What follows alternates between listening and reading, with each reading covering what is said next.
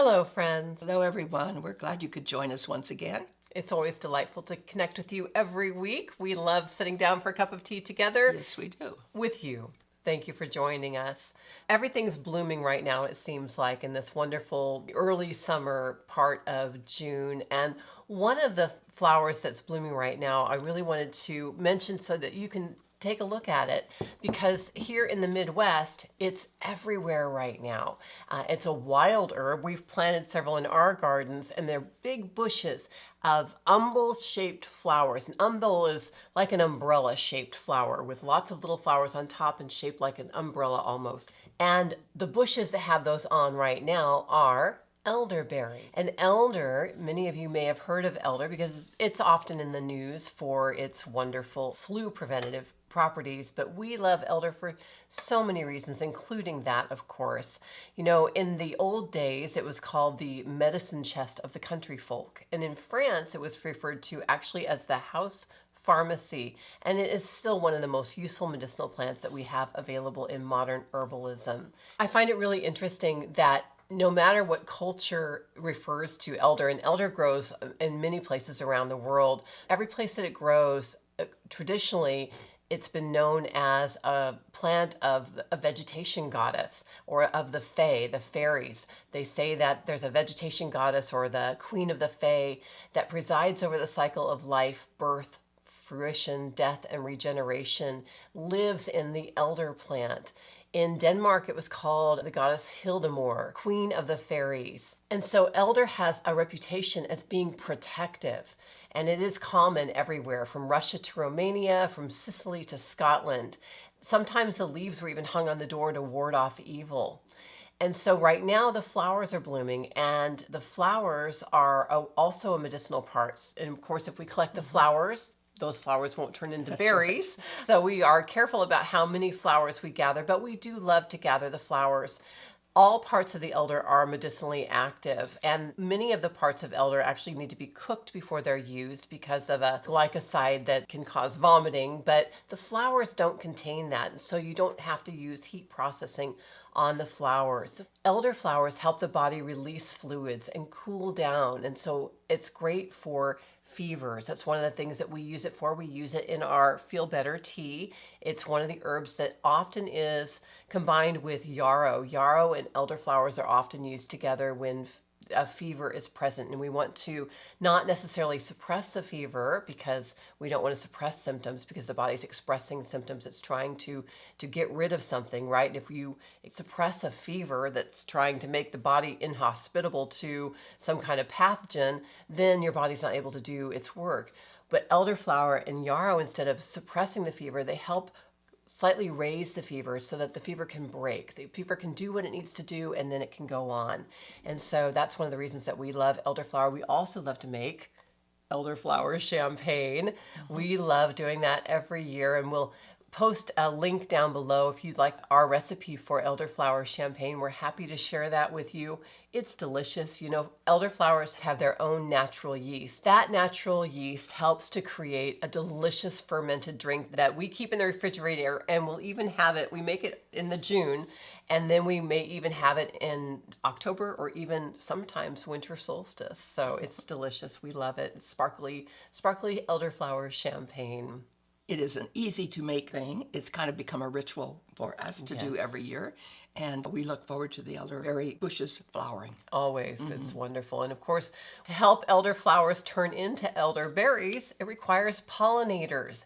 And this coming week from June 17th to 24th is Pollinator Week. It was started to help raise awareness for pollinators and to help spread the word about what we can do to protect them, because pollinators are so very important. It's not just insects, although that's what we generally think of, but also birds, bats, beetles, moths, wasps, flies, all different kinds of animals pollinate plants. And it's essential for many crops that we depend on, like apples, bananas, blueberries, strawberries, melons, peaches, potatoes, vanilla, almonds, coffee, chocolate, some of our very favorite things, and more are reliant upon pollinators. And pollinators are, of course, part of the interconnected web of life. So we want to do what we can to help support pollinators, and Pollinator Week helps to shine a light on the importance of that. So some things that we can do to help pollinators. Well, we can plant for pollinators, whether you have a window box or in your landscaping, or if you are in charge of a corporate campus,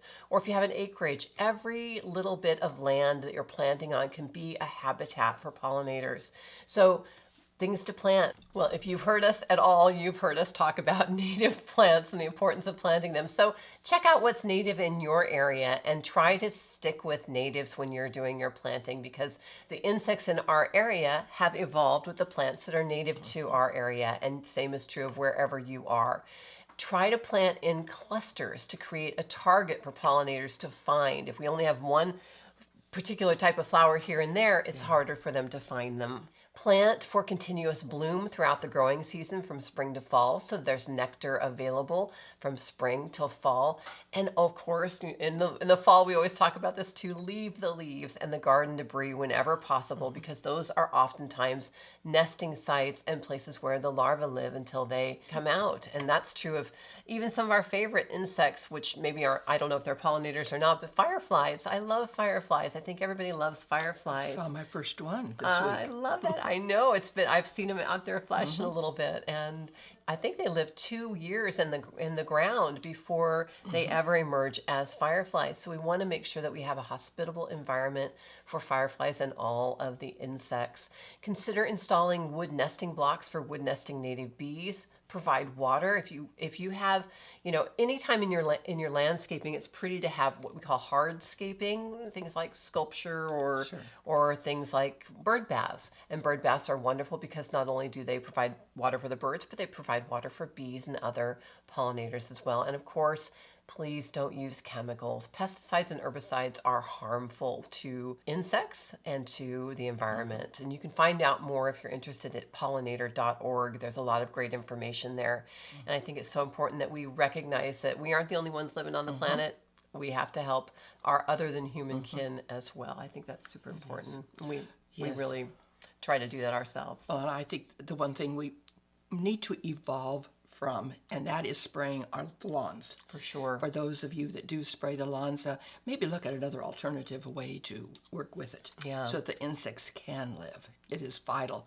All of the habitat is going away. So yes. Yeah, and I actually saw an article yesterday that it was an older article in 2021, and it said that Bayer was going to stop selling glyphosate for residential use because of all of the lawsuits that they had and the research that's shown how much it's cancer causing. They were going to stop selling it in 2023, and I don't think that happened. No, they'll work around it. It's really upsetting. Yeah. So I think, the marketplace responds to what we buy. And so if we don't buy it, they'll stop selling it. I feel, responsibility, it's our part. For we sure. have to do it to be responsible for the planet. Absolutely. As much as we can in our own little where we're at. Do what we can where we're at. That's super important, I think. It is. And Father's Day is coming up this week. That's right. This Sunday, right? Yes, this coming Sunday. And so we really want to salute all the wonderful fathers out there. Yes. And the ones that are here and the ones that have left us. For sure. Yes. Very important. And so we hope your family can get together and make that a wonderful holiday. Appreciate the dads. Yes, absolutely. I would like to add a little bit more to lavender. We have talked about lavender for the last couple of weeks, and I just have a few more things I'd like to add to it. It is a plant that really will give back a lot of joy to the person who plants it, I do believe.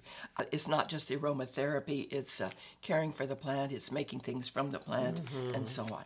A couple of things, though, I do want to add to this about lavender, that is very effective as an antiseptic. It's an agent that slows or stops the growth of microorganisms on external body surfaces, and an antimicrobial for burns, insect bites, cuts, rashes, and abrasions. It's also commonly found in many natural bug repellent formulas as an effective repellent against mosquitoes and ticks. That's very timely, with one study showing it performed as well against ticks as the controversial DEET. Another reason to lean on the benefits of lavender is that it's generally safe for use on adults and children as well as pets. And unlike many essential oils, it rarely causes allergic reactions and has very low toxicity.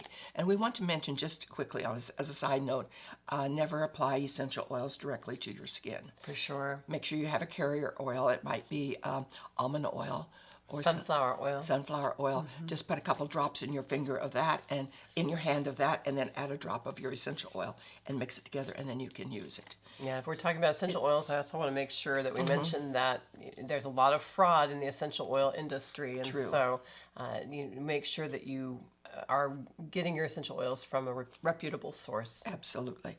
The lavender oil is antibacterial as well as antifungal, and it can be used for a variety of irritations, including athlete's foot, the insect bites, as we mentioned, and also as the insect repellent. So that might be something you want to keep in mind as you plant your lavender, knowing how much good it can do. It's just a wonderful thing. Such a wonderful plant. It is. The other thing I've been thinking about is summer reading. Yes, we're getting towards that time of... We are. The garden will start winding down after summer Yes. solstice. I think there's so much joy that can come from reading, and if you can find the time to do it. I know for some people it's hard to tuck that time in there to read a book, but try to keep the books out so that they're handy for you. You'll see them often, and you'll want to sit down and maybe if you have 15 minutes, read 15 minutes. The original virtual reality, because when you're reading a good book, a good fiction book, you are transported to another world. You are. And you can learn from books. The historical sure. fiction books are really good. There are also the how-to books. All these kind of things are really good. Well, I'm never at a loss for something to read. Well, what are some of your favorites? Well, I keep 6 books usually, at least, on the coffee table. I can pick up I any do one. too. Yes. I especially like the books that are really, really long. 600 to 1,000 pages. If they're good, you don't want them to end. That's the whole thing. And that's why I like the longer books. I just finished reading, well, this was at probably the end of winter, but it's a book I recommend, and Oprah had recommended it for her book club. And it's by Abraham Verghese, and it's called Cutting for Stone. It is a very good book to read. It is his first novel. He writes so well. And it was a book that was very hard to put down. And when I did, I thought to myself, this needs to be made into a movie. I bet it will be if it was an It's Oprah book. It's already been propositioned for that. Goodness. And his second book I've also read is a long book called The Covenant of Water. It's also an excellent book to read.